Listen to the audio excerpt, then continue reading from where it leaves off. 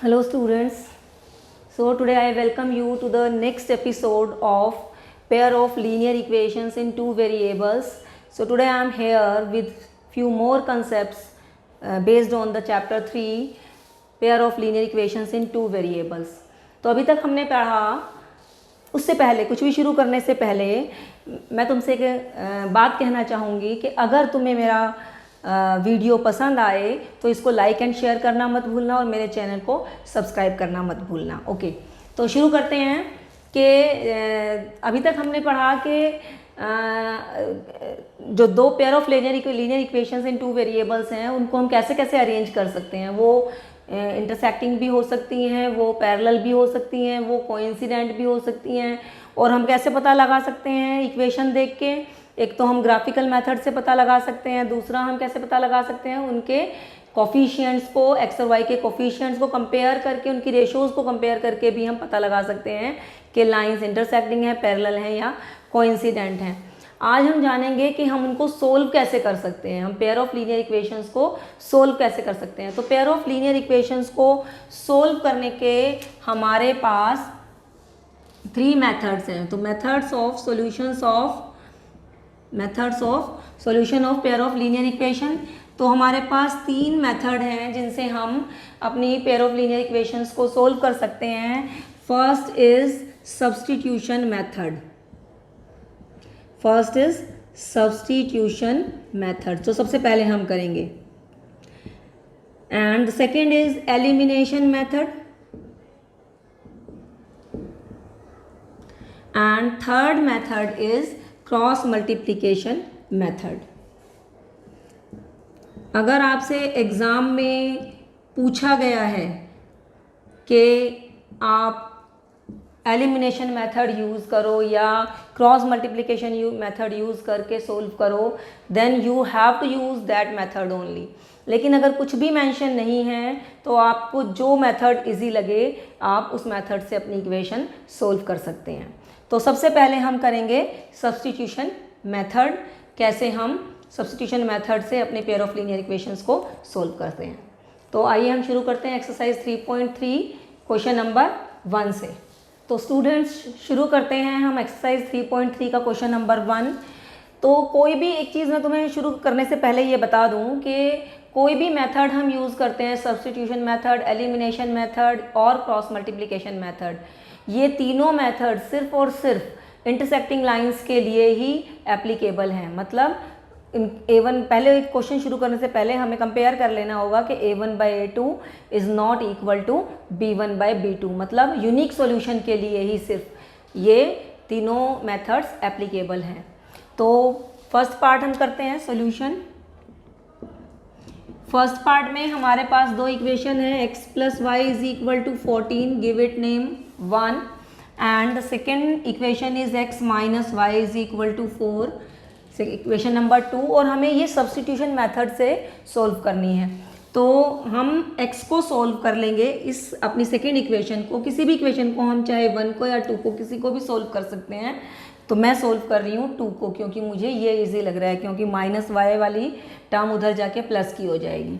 तो मैं इसको x के लिए सोल्व कर रही हूँ। तो ये हो जाएगा x = y + 4, give it name 3। Now put the value of x in equation 1। एक चीज़ याद रखना, जिस इक्वेशन को सोल्व करके हमने किसी वेरिएबल के लिए सोल्व किया है, हम इसे x या y किसी भी वेरिएबल के लिए सोल्व कर सकते हैं। हमने x के लिए सोल्व किया है, आप इसे y के लिए भी सोल्व कर सकते हैं।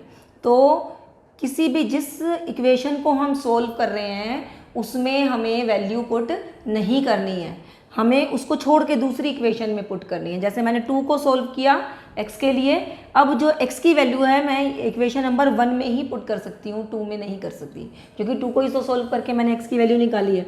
तो हम कहेंगे कि put the value of x in equation 1 में हमारी x की जगह हम पुट कर देंगे y + 4, ब्रैकेट लगा देते हैं, + y = 14।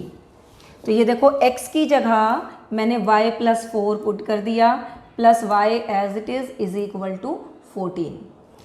अब y + y इज़ 2y, और ये 4 वहाँ जाएगा तो माइनस का हो जाएगा, 14 माइनस 4 यानी 2y is equal to 10 and y is equal to 5।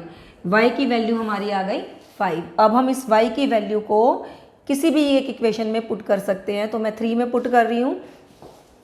Put the value of y in equation 3, तो क्या हो जाएगा, x is equal to y plus 4 है हमारी इक्वेशन 3।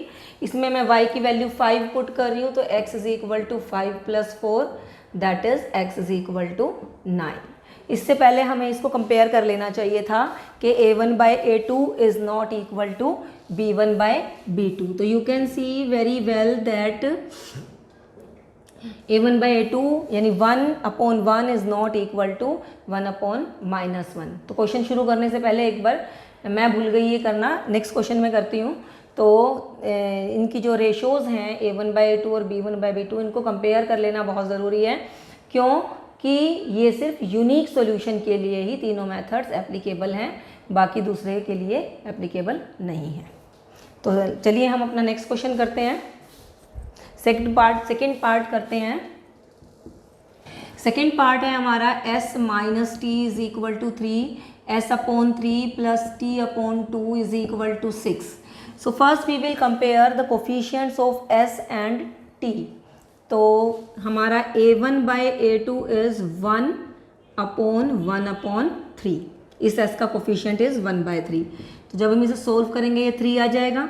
और b1 बाई b2 इज -1/1/2, तो ये आ जाएगा जब इसे हम सोल्व करेंगे -2। तो a1 by a2 is not equal to b1 by b2, तो इसलिए यूनिक सॉल्यूशन है। अब हम इसमें अपना सब्स्टिट्यूशन मेथड अप्लाई कर सकते हैं। तो इसको हम इक्वेशन नंबर 1 दे रहे हैं, ये हमारी इक्वेशन नंबर 2 है। मैं इक्वेशन 1 को सोल्व कर रही हूँ क्योंकि इसको सोल्व करना इज़ ईजियर। या हम ये भी कर सकते हैं कि इसका एलसीएम लेके पहले इसको सोल्व कर लें, कैसे भी कर सकते हैं। तो मैं पहले इक्वेशन 1 को सोल्व कर रही हूँ, s is equal to t plus 3, ये हमारी हो गई इक्वेशन नंबर 3। अब क्योंकि हमने इक्वेशन 1 को सोल्व करके 3 बनाई है, इसलिए हम s की वैल्यू 1 में पुट नहीं कर सकते। तो हम कहेंगे put the value of s in equation 2 में पुट करेंगे, 1 में पुट नहीं कर सकते क्योंकि 1 को ही सोल्व किया है मैंने। तो s की वैल्यू पुट करेंगे t प्लस 3, s की जगह लिखेंगे t plus 3/3 plus t/2 is equal to 6। अब हम इसका एलसीएम लेंगे, 6 3 2 2 से ये मल्टीप्लाई हो जाएगा t प्लस 3 और 2 3 3t is equal to 6। Cross multiply करेंगे, 2t plus 6 plus 3t is equal to 6 6 36। It's 5t is equal to 36 minus 6 और 5t is equal to 30, t is equal to 5 6 30। तो t की value आ गई 6। Now put the value of t in equation 3। Put the value of t in equation 3। तो we can find out the value of s। s is equal to t plus 3, t की value put कर दो 6 plus 3, s is equal to 9। तो इस तरह से हमने इसका सेकेंड पार्ट सोल्व कर लिया। Now we move to third part.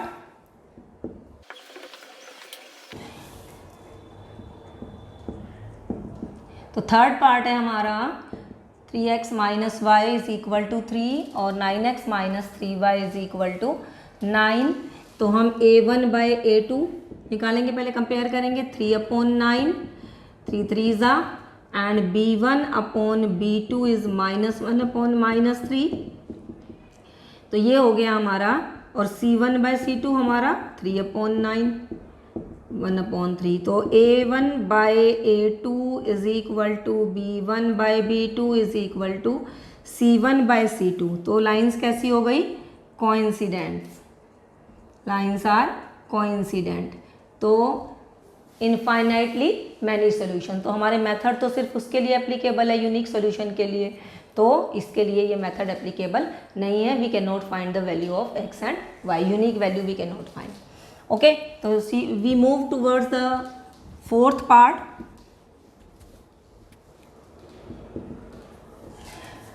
0.2x, students find it difficult because of decimal, but it is very easy. So we can see that if we multiply both sides by 10, so we can remove the decimal.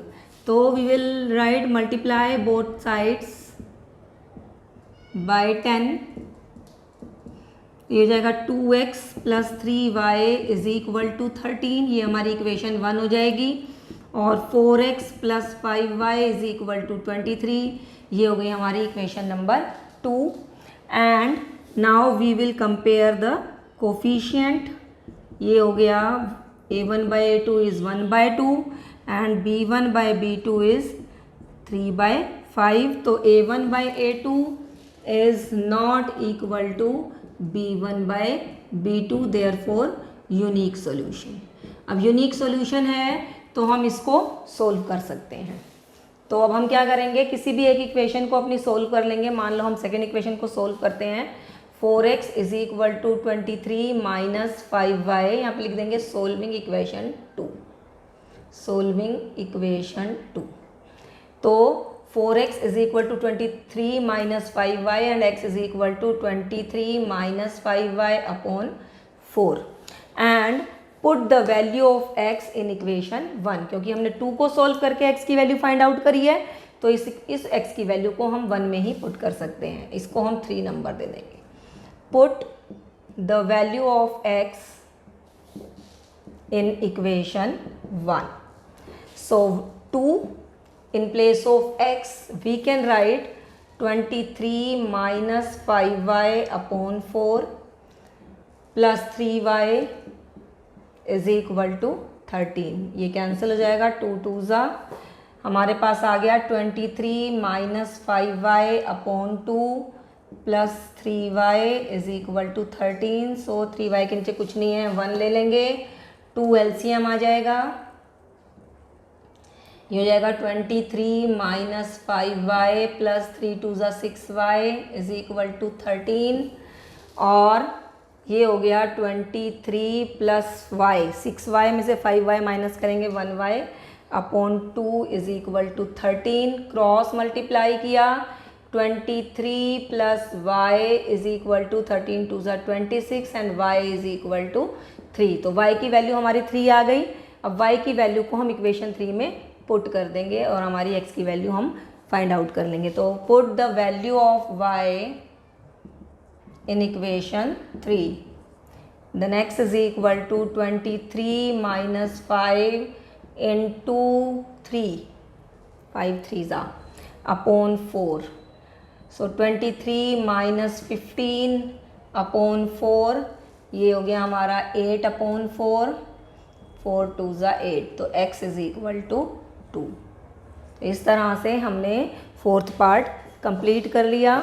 फटाफट से हमारे 2 part रह गए हैं, 5th और 6th part, वो भी complete करते हैं और ये वाला क्वेश्चन हमारा कंप्लीट हो जाएगा.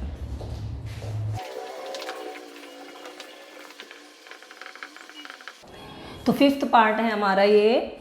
इसमें हम सबसे पहले a1 by a2 find out करेंगे, √2 by √3 and b1 by b2 is √3 upon minus √8.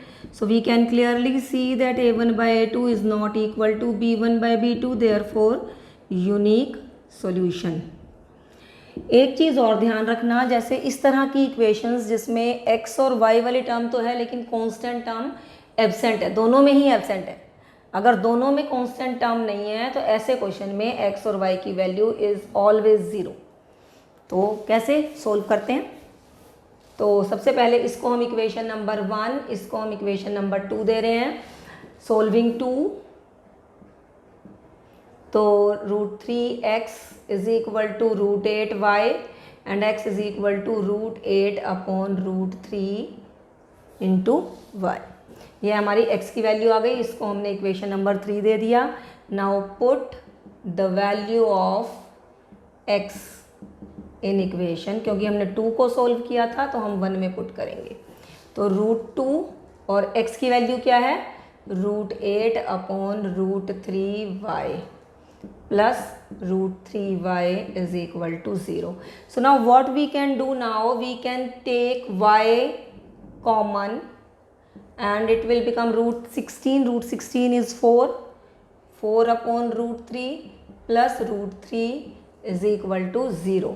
ये वाली सारी टर्म जब हम y के लिए सोल्व करेंगे तो 0 के नीचे आ जाएगी और 0 अपॉन एनीथिंग इज 0. तो y की वैल्यू हमारी आ गई 0. Now put the value of y in equation 3 में हम y की वैल्यू पुट करेंगे तो आ जाएगा √8 अपॉन √3 इंटू 0. y की वैल्यू 0 है, 0 पुट कर दी. 0 से किसी भी नंबर को मल्टीप्लाई करेंगे वो 0 हो जाएगा. तो x भी हमारा 0 आ गया. तो जिसमें कांस्टेंट टर्म नहीं होती है उसमें हमेशा हमारी x और y की वैल्यू 0 आती है. चलिए इस करते हैं आप 6th part.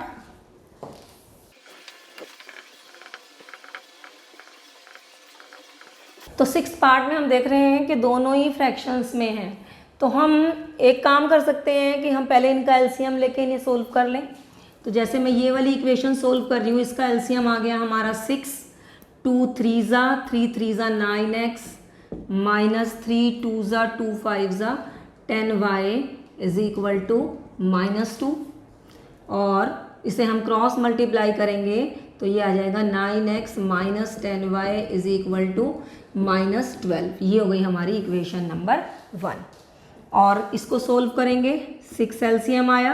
3 2 2x 2 3 3y is equal to 13 upon 6. ये 6 से ये वाला 6 कैंसिल और ये आ गया 2x plus 3y is equal to 13. ये हो गई हमारी इक्वेशन नंबर 2. अब तुम दोनों में से कोई भी एक इक्वेशन को किसी वेरिएबल के लिए सोल्व कर सकते हो. पहले हम ये देख लेते हैं कि a1/a2 इनके रेशोज कंपेयर कर लेते हैं. 9/2 b1/b2 माइनस 10/3. तो clearly we can see that a1/a2 is not equal to b1/b2, therefore unique solution. तो इक्वेशन को सोल्व करने के लिए यूनिक सॉल्यूशन का होना बहुत ज़रूरी है. तो लाइंस शुड बी इंटरसेक्टिंग. तो अब हम क्या करते हैं कि अपनी इस इक्वेशन को सोल्व कर लेते हैं. सेकेंड इक्वेशन को या फर्स्ट जिसे तुम चाहो उसे सोल्व कर सकते हो. मैं सेकेंड इक्वेशन को सोल्व कर रही हूँ. सोल्विंग 2. ये आ जाएगा हमारा 2x is equal to 13 minus 3y and x is equal to 13 minus 3y upon 2. इसे हमने थर्ड इक्वेशन दे दिया. ये सारे हम सब्स्टिट्यूशन मेथड से कर रहे हैं क्योंकि हमें गिवन है कि सब्स्टिट्यूशन मेथड ही यूज़ करना है. तो x की वैल्यू हमारी आ गई है तो इसे हम इक्वेशन 1 में पुट कर सकते हैं. तो put the value of x in equation 1.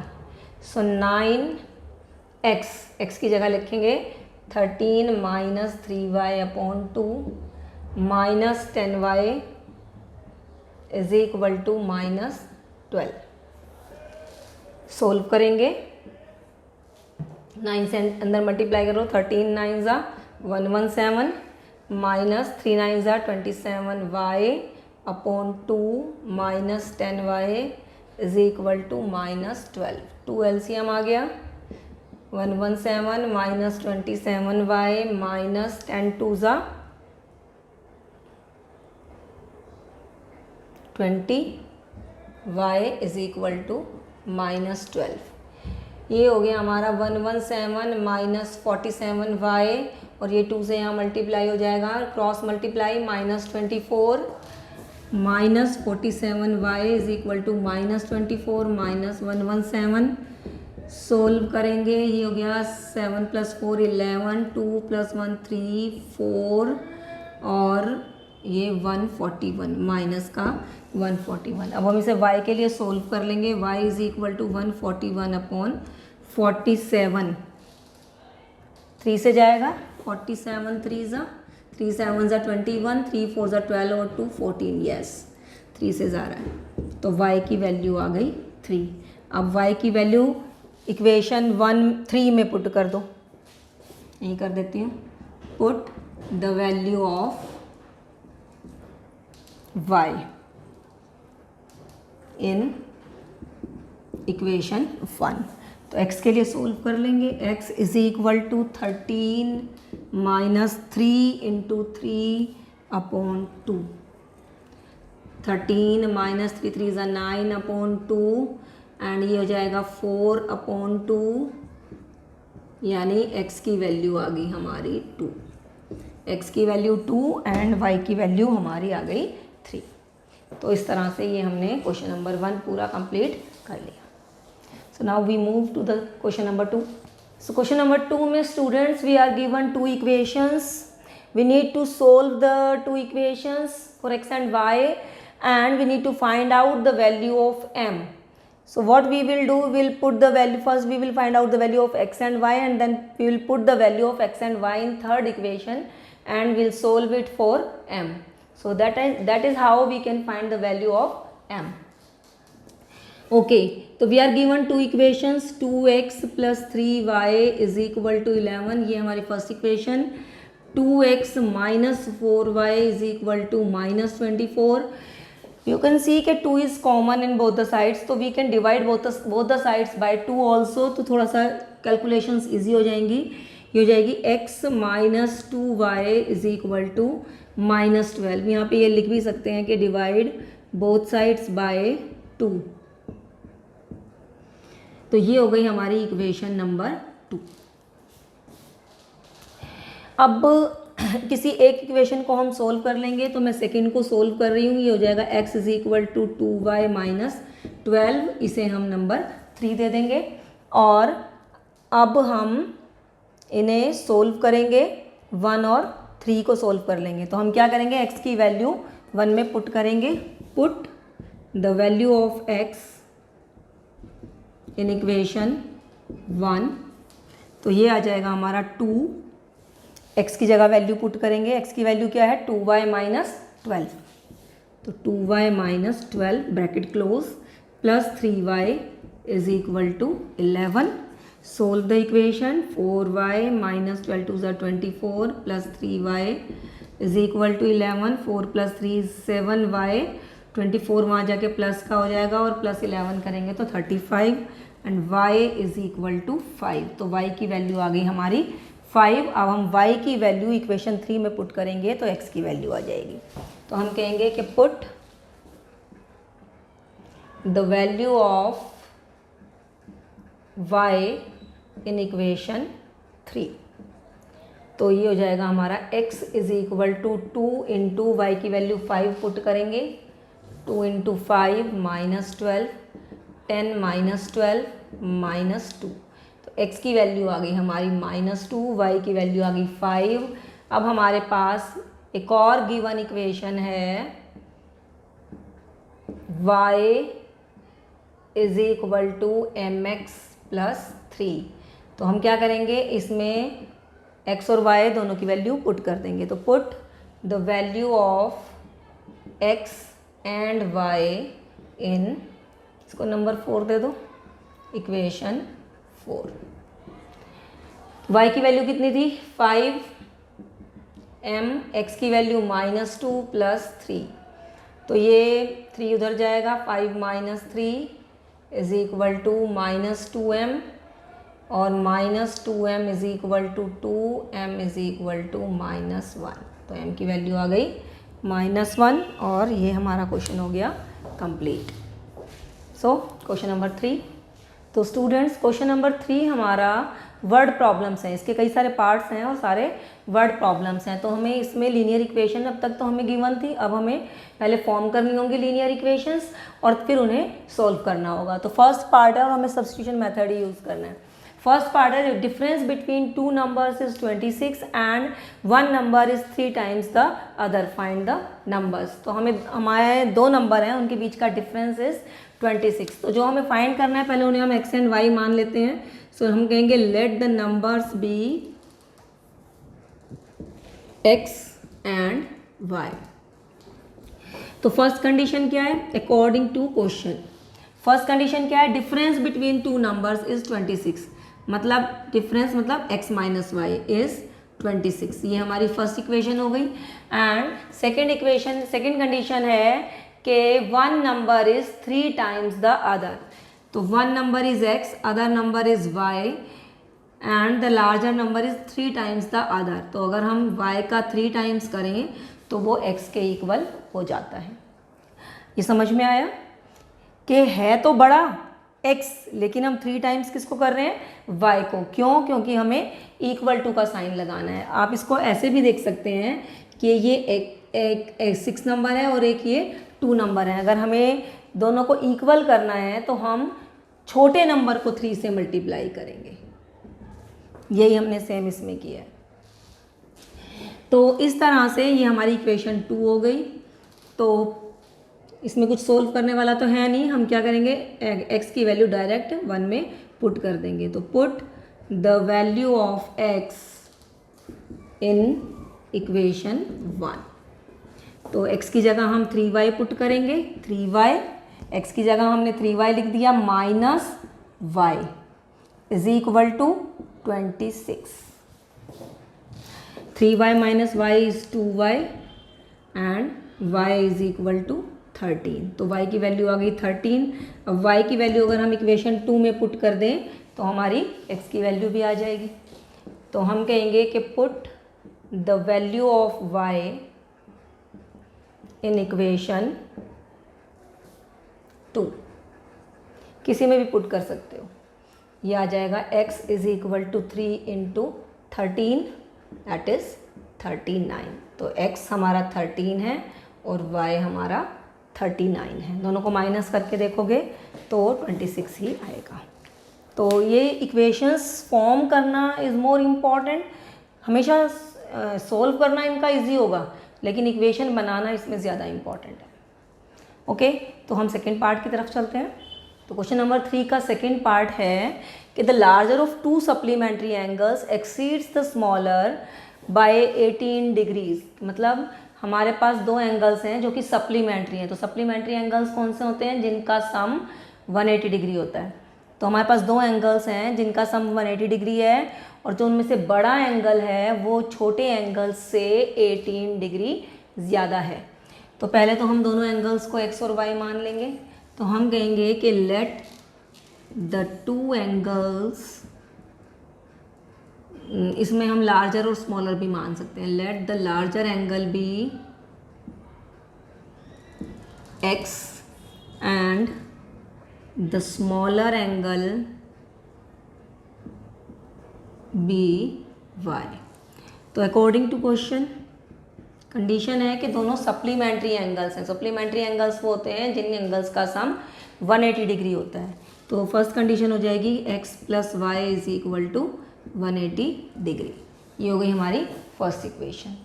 और जो लार्जर एंगल है यानी x, वो स्मॉलर एंगल से 18 ज़्यादा है। मतलब स्मॉलर एंगल में अगर मैं 18 ऐड कर दूँ तो वो लार्जर एंगल के बराबर हो जाता है। तो ये हो गई हमारी second equation. Now put the value of x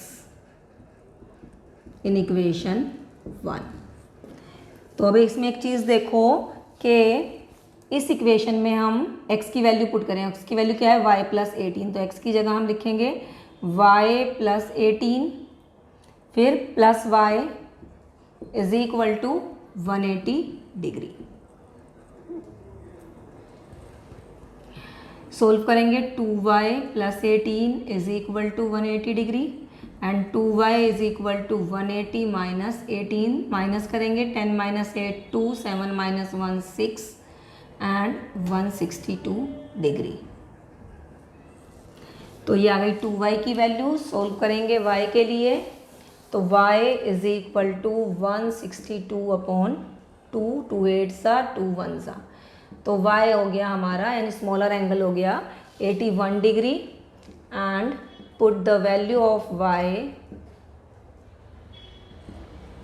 in equation 2। Equation 2 में हम जब y की वैल्यू पुट करेंगे तो हमें x की वैल्यू भी मिल जाएगी। y की वैल्यू है हमारी 81 प्लस 18, ये हो जाएगी 99 degree and the question is complete.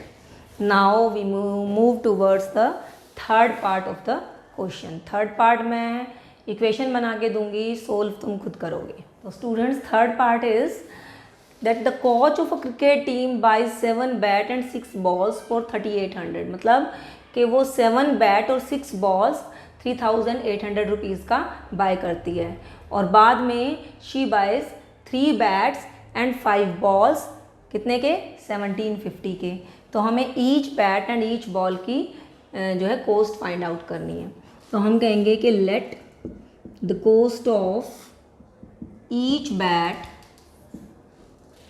B x, and जो हमें फाइंड करना होता है उसी को हम एक्स और वाई मान लेते हैं.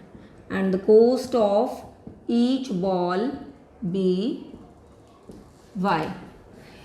तो 7 bat and 6 balls, according to question 7 bats की कॉस्ट हो गई 7x एंड 6 बॉल्स की हो गई 6y, एंड दोनों की कॉस्ट टुगेदर इज 3800. ये हमारी इक्वेशन 1 हो गई. And the second equation will be 3 bats and 5 balls is equal to 1750. ये हो गई हमारी इक्वेशन 2. अब ये तुम्हारा होमवर्क है, ये वाली इक्वेशंस दोनों तुम्हें खुद सोल्व करनी है और x और y की वैल्यू फाइंड आउट करनी है. तो अब हम करेंगे फोर्थ पार्ट.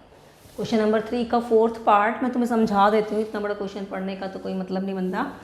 कि किसी सिटी में जो टैक्सी चार्जेस हैं वो 2 तरीके के हैं, एक तो फिक्स चार्जेस हैं और एक पर किलोमीटर चार्जेस हैं.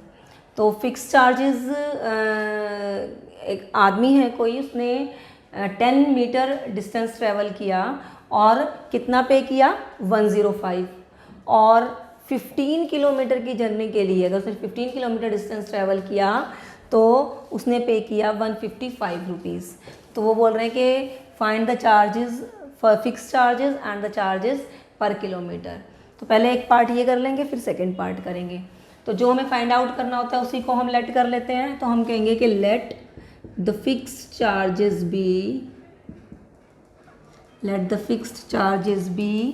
Rupees x and the charges and per kilometer charges be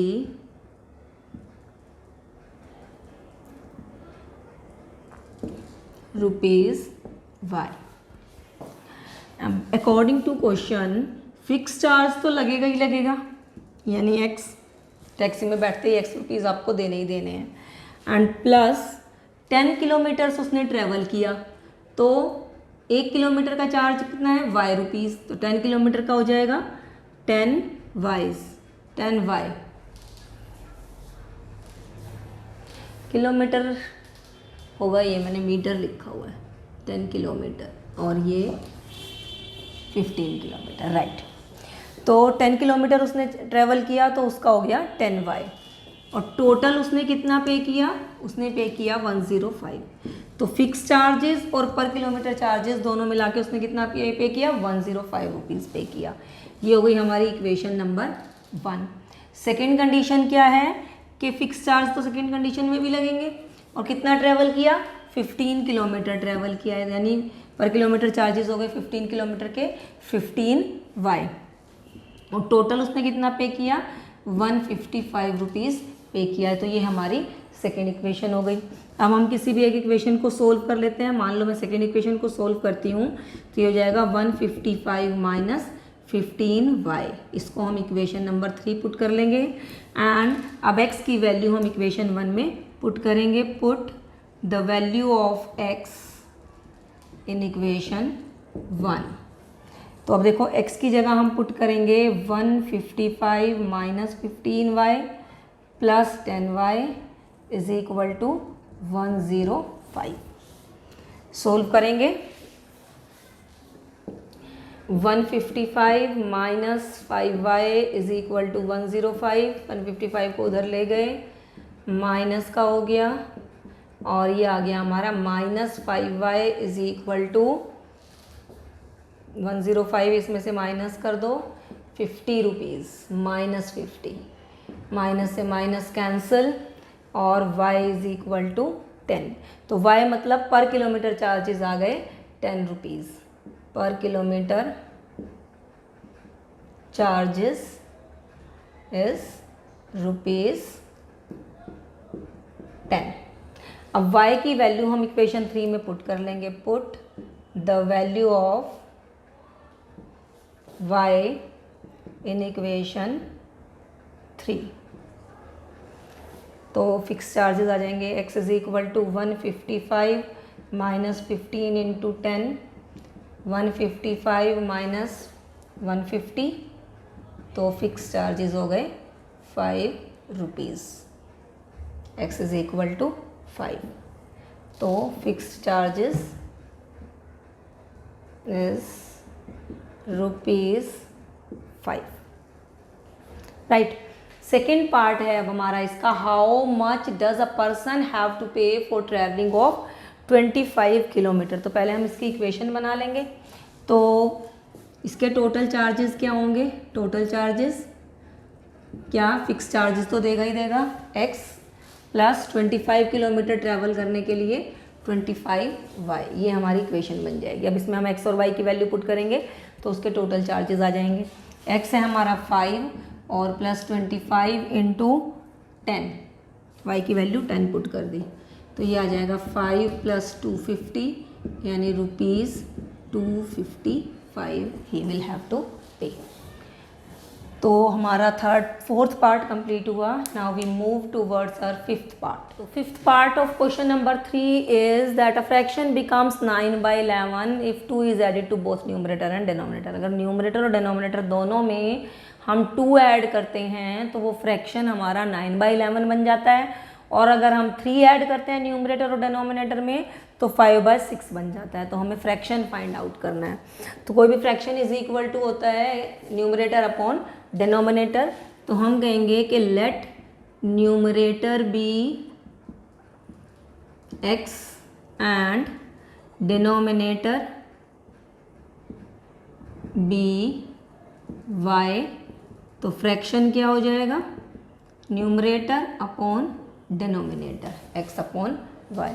तो अकॉर्डिंग टू क्वेश्चन हमारी कंडीशन क्या है कि 2 इज एडिड टू बोथ, यानी न्यूमरेटर में भी 2 ऐड किया और डिनोमिनेटर में भी 2 ऐड किया, तो ये फ्रैक्शन बिकम्स 9/11। क्रॉस मल्टीप्लाई करो, 11x plus 22, 9y plus 18, 9y को इधर ले आओ, 11x minus 9y is equal to 18 minus 22, ये हो गया 11x minus 9y is equal to -4। ये बन गई हमारी इक्वेशन नंबर 1। अब सेकेंड कंडीशन क्या है कि if 3 is added to both numerator and denominator, यानी न्यूमरेटर में भी 3 ऐड करें और डिनोमिनेटर में भी 3 ऐड करें तो it becomes 5/6। Cross multiply, 6x plus 18 is equal to 5y plus 15, 6x 5y को इधर ले आएंगे और 18 उधर जाएगा तो -3। ये हो गई हमारी इक्वेशन नंबर 2। अब हमने तो सब्स्टिट्यूशन मेथड से ही करना है, तो क्या करेंगे कि इसको x के लिए सोल्व कर लेंगे। 6x is equal to 5y minus 3 and x is equal to 5y minus 3 upon 6। ये हो गई हमारी थर्ड इक्वेशन। अब x की वैल्यू हम फर्स्ट इक्वेशन में पुट करेंगे, ये आ जाएगा 11 और x की वैल्यू क्या है हमारी 5y minus 3 upon 6 minus 9y is equal to -4। 11 से अंदर मल्टीप्लाई कर देंगे, यहीं कर लेते हैं। 55y minus 33 upon 6 minus 9y is equal to -4। अब 9y के नीचे कुछ नहीं है तो 1 लेंगे, एलसीएम लिया, 55y माइनस 6 ना, ये तो ऐसे ही रहेगा। 55y minus 33 minus 6 9 54y is equal to -4। 55y minus 54y is y minus 33 and इसको क्रॉस मल्टीप्लाई करेंगे माइनस 24, 33 उधर जाके प्लस का हो जाएगा तो y is equal to 9। y की वैल्यू हमारी 9 आ गई। अब y की वैल्यू हम इक्वेशन 3 में पुट कर देंगे तो x की वैल्यू भी आ जाएगी। Put the value of y in equation 3 तो x की वैल्यू आ गई 5 into 9 minus 3 upon 6, 45 minus 3 upon 6, ये हो गया x is equal to 42 upon 6, 6 7 ज़ा x इज़ इक्वल टू 7। तो हमें क्या निकालना था? फ्रैक्शन। तो फ्रैक्शन क्या होता है? Fraction is x upon y, that is 7 upon 9। तो ये हमारा आंसर आ गया।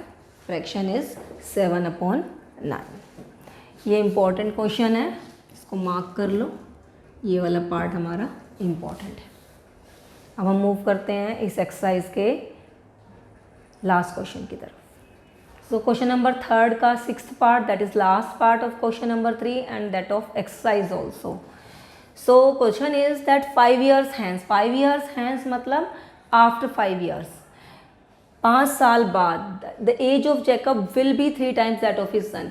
5 साल बाद जैकब की एज अपने सन की एज की 3 times होगी। एंड 5 years अगो मीन्स 5 साल पहले Jacob's age was 7 times that of his सन।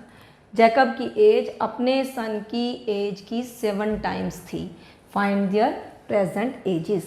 तो प्रेजेंट एजेस को हम दोनों की x एंड y लेट कर लेंगे। हम कहेंगे कि let present age of Jacob be x and present age of his son be y। तो अकॉर्डिंग टू क्वेश्चन उनकी प्रेजेंट एज x और y है। तो 5 years हैंस मतलब आफ्टर 5 years दोनों की एज क्या हो जाएगी? ये जैकब की एज हो गई और ये इसके सन की एज हो गई। 5 years हैंस मतलब आफ्टर 5 years दोनों की एज में 5 years ऐड हो जाएंगे। After 5 years Jacob's age will be 3 times that of his son. Jacob की एज सन की एज की 3 times होगी जैकब की एज 3 times, लेकिन हम करेंगे उसके सन की एज का 3 times। द रीज़न मैंने आपको पिछले क्वेश्चन में बताया था कि ऐसा हम क्यों कर रहे हैं, क्योंकि बीच में इक्वल टू का निशान आना है। छोटे वाले नंबर को ही हम मल्टीप्लाई करेंगे बड़े नंबर के इक्वल करने के लिए।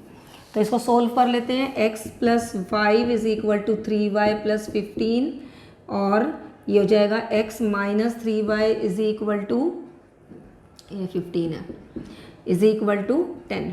ये हो गई हमारी फर्स्ट इक्वेशन।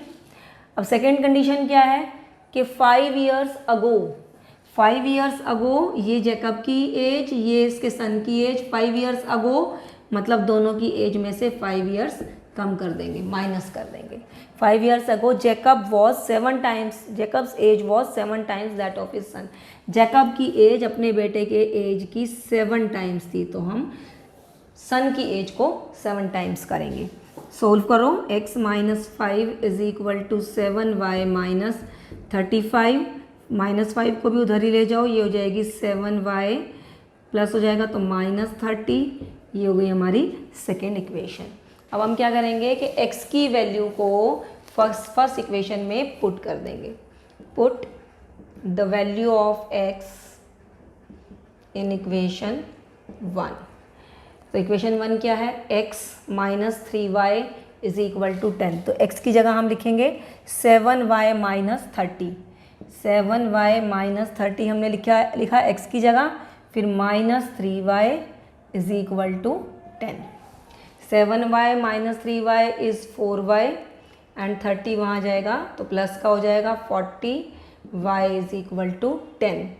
तो जैकब के सन की एज आ गई 10 years। Jacob's son's age, present age is equal to 10 years. Now we will put the value of y in equation 2. put the value of y in equation 2, so it will be x is equal to 7y minus 30. Put the value of y, 7 into 10 minus 30, 70 minus 30, that is 40. x की value आ गई 40 and x is Jacob's present age. Therefore Jacob's present age is 40 years. तो ये exercise हमारी complete हुई. Good luck.